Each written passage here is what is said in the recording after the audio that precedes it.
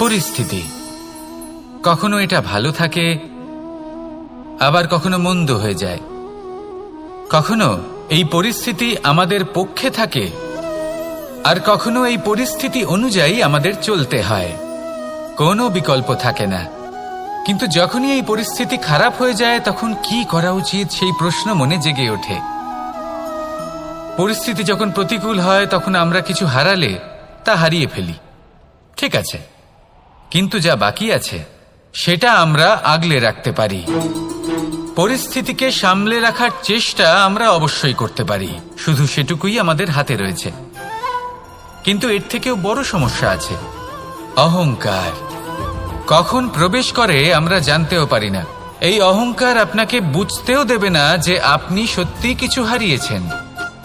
আপনার কিছুই যাবে আসবে না। দেখতে গেলে আকাশের সূর্য নিজের প্রকাশ হারিয়ে ফেলে যখন অন্ধকার ঘনিয়ে আসে। তাহলে আমরা কে হই? ওনার সামনে তো কিছুই নই। এই অহংকার আমাদের দমন করতেই হবে। এটা বিশ্বাস করতে হবে যে এই সমগ্র সৃষ্টিতে আমরা শুধুমাত্র একটা কণা, তার থেকে বেশি আর কিছুই নয়। বিশ্বাস করতে হবে যে আমরা ততটাও বড় নই যে কখনোই কিছুই হারাবো না।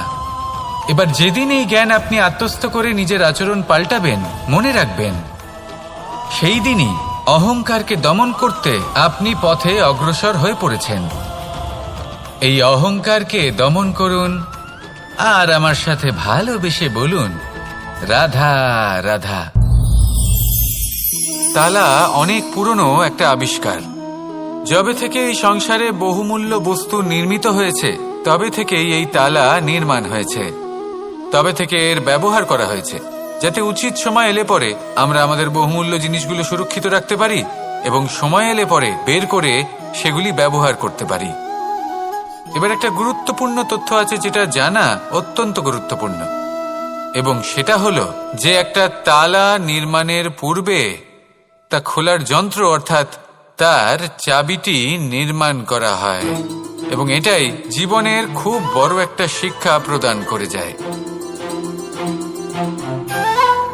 আমাদের জীবনে যখনই কোনো সমস্যা আসে তখন ভয়ভীত হওয়ার কোনো দরকার নেই, কারণ এই প্রকৃতি, এই ঈশ্বর এই সমস্যার সমাধান তথা এর চাবি আগে থেকেই নির্মাণ করে রেখে দিয়েছেন।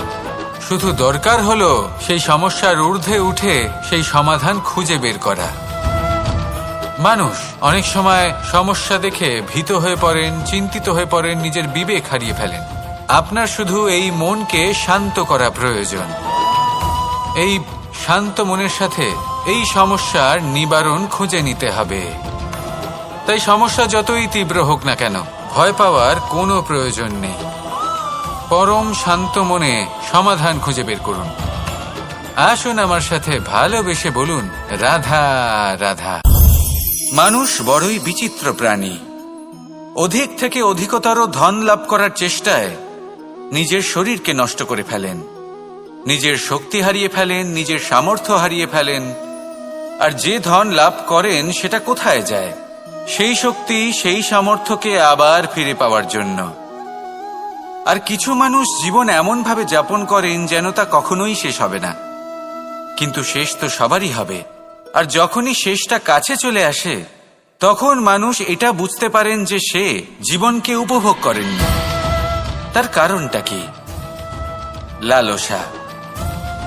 এই লালসা জন্ম দেয় লোভকে, আর এই লোভ জন্ম দেয় আপনারই বিনাশকে।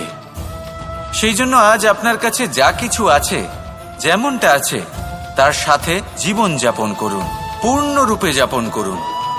আপনার কাছে যতই ধন, শক্তি, মান থাকুক তা সবার মধ্যে ভাগ করতে শিখুন। ভাগ করলে ভালোবাসা বাড়ে, আর এই ভালোবাসা দ্বারা জীবন আরো সুখময় হয়ে ওঠে। তাহলে আসুন আর আমার সাথে ভালোবেসে বলুন, রাধা রাধা। মানুষ সত্যের সাথে অবগত হবার জন্য ব্যাকুল হয়ে থাকে, চিরকাল চেষ্টা করতে থাকে। জন্ম থেকেই তার মনে এই ইচ্ছে জাগ্রত হয় সত্যিটা কি সেটা জানতে। এবার এই ইচ্ছে এটা পূর্ণ কিভাবে করা যেতে পারে? কারণ মনে হয় যে জ্ঞান অর্জন করলেই এই ইচ্ছে পূর্ণ হতে পারে। তাই কেউ কেউ জ্ঞানের পেছনে ছুটতে থাকেন। কেউ এটা ভাবেন যে এই ইচ্ছে পূর্ণ করা যেতে পারে ধন আর শক্তির দ্বারা, তাই তারা ধন আর শক্তি প্রাপ্ত করতে চান। কেউ আবার ভাবেন যে অন্তরের মন্থন দ্বারা এটা সম্ভব হতে পারে। এবার এটাও সত্যি যে মন্থন করলে অমৃত লাভও সম্ভব হতে পারে, কিন্তু তার জন্য এই মন্থন করার জন্য একটা উচিত দিকে অগ্রসর হওয়া প্রয়োজনীয়। উচিত সংযমের দ্বারা সামনে এগোতে হবে, আর কোনো আশা না করে সামনে এগিয়ে যেতে হবে, তবেই এটা সম্ভব হতে পারে। একটা বাদ্যযন্ত্রের কথা ভেবে দেখা যাক। তার থেকে সুর তখনই নির্গত হয় যখন তার তারগুলি ঠিক করে বাঁধা হয়। যদি বেশি বেঁধে ফেলা হয় তাহলে তার ছিঁড়ে যেতে পারে, আর যদি ঢিলে থেকে যায় তাহলে তার থেকে উচিত সুর নির্গত হবে না। একটা অত্যন্ত গুরুত্বপূর্ণ কথা মনে রাখবেন, সত্যকে লাভ করার প্রাথমিক আধার হল অনুশাসন। জীবনে এই অনুশাসন আনুন, সত্য আপনা আপনি আপনার কাছে চলে আসবে, আর এই মন প্রসন্ন হয়ে বলবে রাধা রাধা।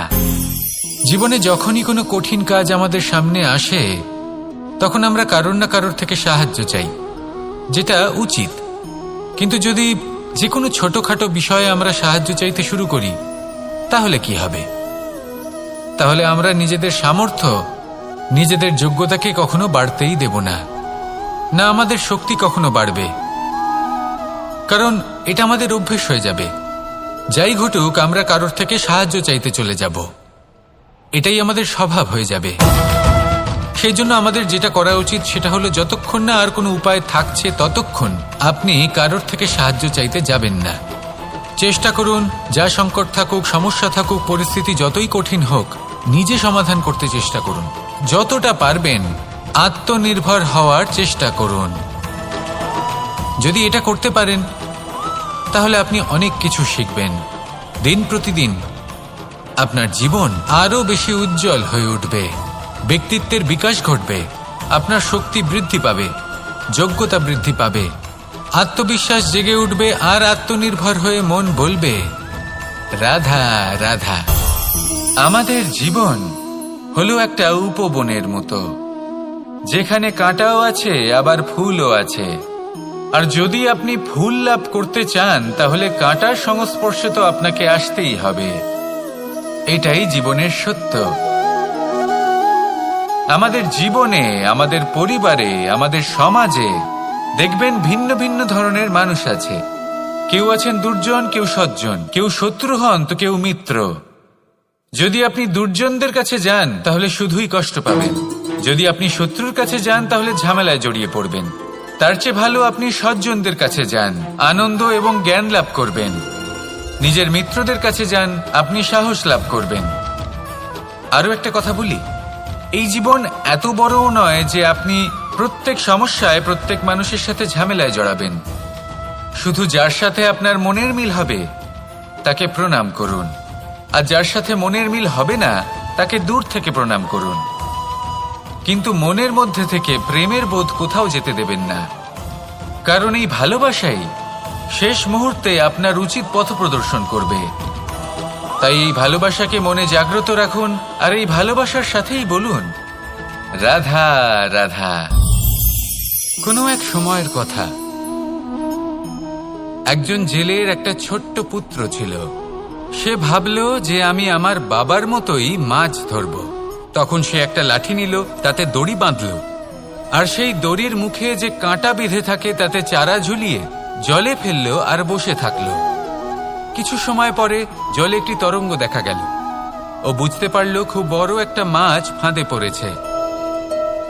ও বল প্রয়োগ করলো, সেটা টানার চেষ্টা করলো, মাছও বল প্রয়োগ করলো, আর শেষে যেটা হলো সেই দড়ি ছিঁড়ে গেল আর মাছ বেঁচে পালিয়ে গেল।